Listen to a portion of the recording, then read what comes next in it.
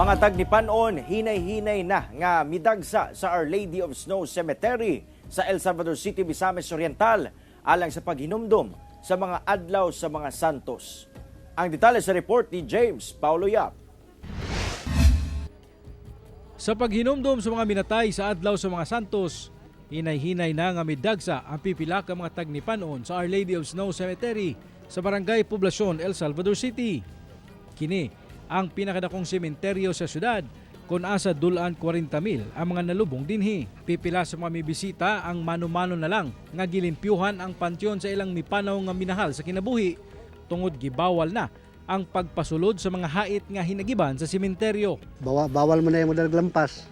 Amo lang kinamot pag hinlo, pero balikan na ako ni karoon adlaw kaya kung hinloan gyud. Para gid nga ma-maintain gid yung hinlo ba.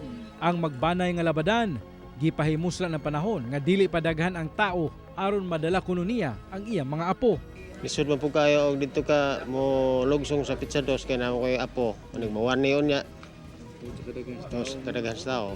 Dili pa man inguna na kadaghan ang tao nga misulod sa Our Lady of Snow Cemetery sa El Salvador City apan pipila sa mga mibisita ang gidapatan og atensyong medikal tungod sa kainit sa panahon.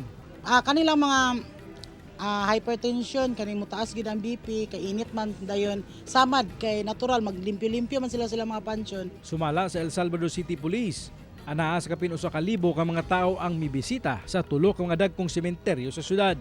Kuan masayo-sayogin mo og bisita din sa mga meteryo kay alas 6 tama namang kuan dinhi amo gikontrol ang kuan kay bawal wala na kanang mga vigil di para sa una kay isa mo na kanang vigil di na mga inom-inom ubog kagubot ng dayon. Kauban si Jade Gavas, James Paulo Yap, One Mindanao.